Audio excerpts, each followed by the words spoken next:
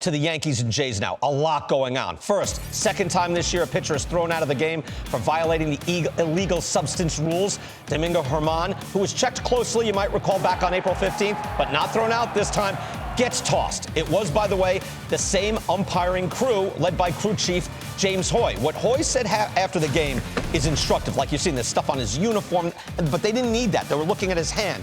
Here's what he said. Routine checks. We try to check at least 3 times for the starter. So DJ, that's the umpire who initially checked him, routinely checked him for first. We then missed him in the third, so I said I'll check him before the 4th inning. I think that's important, Jake. They got Scherzer on the way out. They got German on the way out. As he was coming out, he checked his hand. His hand was clearly shiny on the palm and his fingertips, and it was extremely sticky. He goes on to say, he called me over, said, look at this. I looked at his hand. It was extremely shiny and extremely sticky. It's the stickiest hand I've ever felt. All 4 umpires had the same opinion. Shiny, sticky, one of the worst hands we've ever felt during a game. All right, the key quote here. It was definitely not rosin. He was asked, was it rosin? It was definitely not rosin because I've felt hands with rosin, and that wasn't rosin. It was extremely sticky, and rosin is usually tacky. This was sticky, as in my fingers, and had a hard time coming off his palm. I want to give these guys credit because it's difficult to actually do this.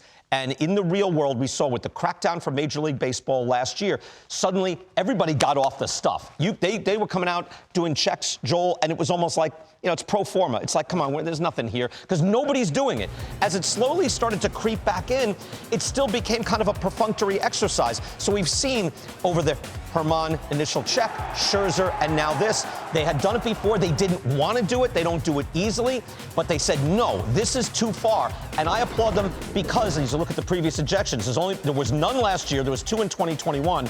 And now there's been 2 this year. But I often have said this on the show, Joel. I'm not down with the wink and the nod culture.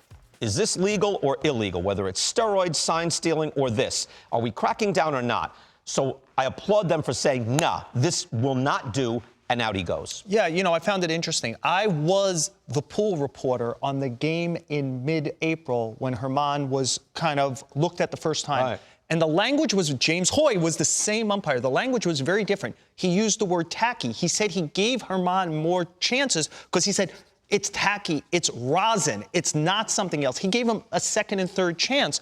With this, the terminology is extremely sticky. So he's changing the terminology if he's correct, right? If he's correct. Right. So he knows he's dealing with a different substance from the same guy. It's an interesting thing if this guy actually graduated to something worse after April, the mid-April That takes thing. some doing, yeah. That being said, I do blame the Yankees also. Everyone brags about the 5,000 coaches everybody has now on the thing.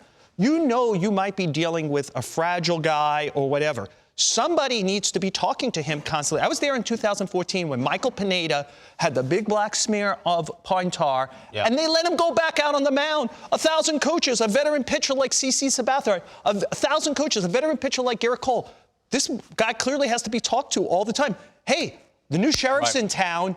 Don't go out there with sticky stuff. He's responsible, but the Yankees and the team are not irresponsible. I agree with you. I was watching the post-game press conference, and it was like it happened to another guy. Yeah. Like, no, he's your guy. And you just got accused of doing something possibly nefarious with Aaron Judge, and it was like, how dare you impugn the integrity of the great man? Okay, but your other guy is doing it. I have Jake Peavy over here. All right, Jake, you're Cy Young Award winner. Give me your take on the evolution of this. Hey, the evolution is exactly what Joel says.